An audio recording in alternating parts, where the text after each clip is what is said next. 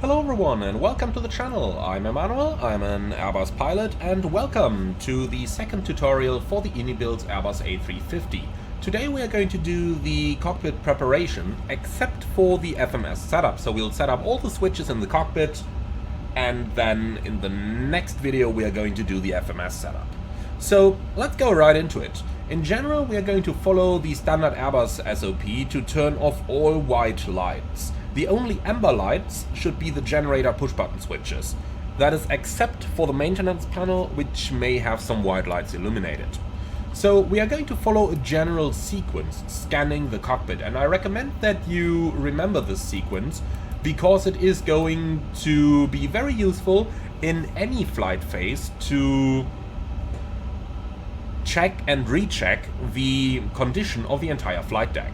So on the overhead panel, we can basically see that the panel is split into three parts. You've got the left part, the middle part, and the right part. On the left side, we're going to go bottom up. Then we go to the middle, and we go bottom up. And then we go to the right side, and we go bottom up. And then we are going to move down to the main panel, and we're going to do a U-turn down here. So we start on the left side, go down here, then over to the right side, and then back up again.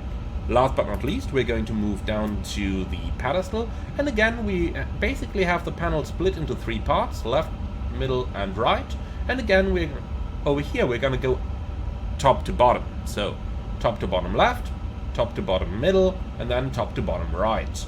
And that's how we check our cockpit. So let's start. We are going to start on the overhead panel on the bottom left. And on here we are going to ensure that the evacuation switch is on the captain only position. The crew supply is going to come on. The ground control for the cockpit voice recorder is going to come on. We check the ELT switch is in the armed position.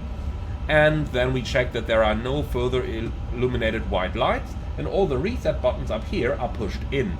If any of these was pulled out, you would see a little white line on the bottom of the reset push button. Now, from there we move down to the center part of our overhead. We start with the light panel, and over here we ensure that the strobe light is in auto, the beacon is off, the nav light is in position number 1, and this is a rather important one because only position number 1 is monitored by the ECAM. If you're on position number 2, then you're not going to get any ECAM fault in case something goes wrong. So be sure this is in position 1. The logo light is in the auto position, wing light off, landing light off, and the nose light is off. And you will notice you don't actually have a runway turn-off light switch anymore, because that is controlled through the nose light in the A350 as well. Going on to the right hand side, the seat belts can be turned on as soon as refueling is complete. So we're going to turn them on. Then we have the no smoking, no PD signs auto, no mobile switch auto, and the emergency exit lights are armed. The annunciator lights are set as needed, so if it's dark you're going to use the dim position. If it's daylight you're going to use the bright position. Then moving further up, we check that all the lights are out. On the air panel we check that the airflow selector is in norm, crossbleed auto, the cabin temperature is on the purser select position, cockpit temperature is needed. Moving further up we get to the fuel panel, and the fuel panel can be turned on regardless if the aircraft is still refueling or not. So you can always turn on those pumps. When you turn them on, do it left to right. That's in order to start the main pumps before turning on the standby pumps. Otherwise, if you turn on only the standby pump is actually going to start to operate. If you turn on the main pump first, then the standby pump is going to remain on standby and will not switch itself on. For this reason, if you turn them on, left to right. If you turn them off, right to left. So let's go ahead and turn all of those on. And then we move further up. Again, check that there are no white lights. And the only white lights we may see are up here on the maintenance panel. Then we move down to the right hand side. And over here, once again, we check that there are no white lights. We set the cargo temperature controls as needed. Now, if you don't have any cargo that requires temperature control, do set your temperature regulator to off. That saves about 0.8% of trip fuel. Moving further up, again, no white lights.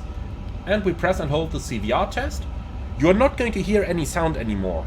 But if the CVR test would fail, you would now get an ECAM alert, so you would hear the ding and it would tell you that the test has failed. And last but not least, we again check our reset switches. From here we move down to the main panel. We ensure the air data selector is on auto, the FMS selector is on auto, we get down to our ISIS, and over here we can set the QNH. Now, we haven't requested the ATIS yet, but on the takeoff performance page we have already synchronized our weather, so we can see the QNH is 1034.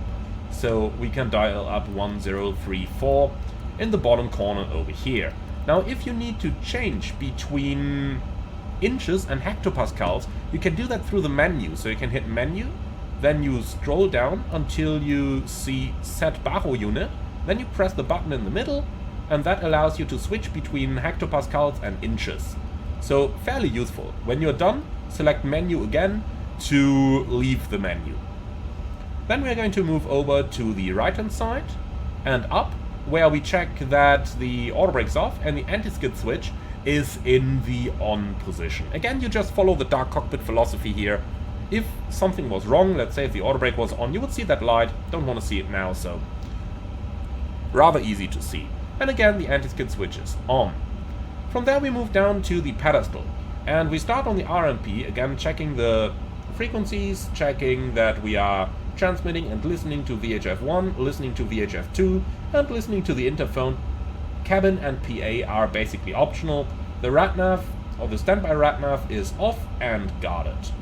From there we move further up to our thrust levers, check that they are both on idle, the engine master levers are off, and the engine start selector is in norm. And then going down here we can also ensure that the correct weather radar and TCAS systems are selected. Now, the airline that I got my SOP from is going to use system number 1 if an odd flight number is used, system number 2 if an even flight number is used. So basically outbound flights from the home base, system 1, inbound flights, system 2. Now when that is done, we move over to the right hand side. Over here we once again check that the RMP panel is set. So VHF1, VHF2, and our first officer is lazy. He wants the interphone, but he doesn't want to hear the cabin crew talking.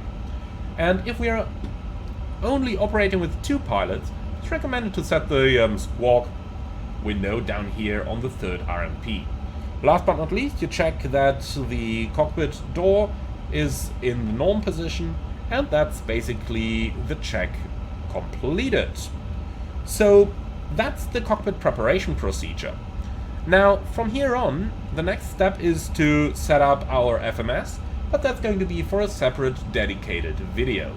Thank you very much for watching. I hope that you found this one interesting. Be sure to leave your feedback in the comments underneath the video. Like if you did like the video, subscribe if you're up for more, and if you really love what I'm doing on the channel, I would appreciate a small donation through the Buy Me a Coffee link in the video description below. Thank you very much for watching, and I'm looking forward to see you all again on the next one.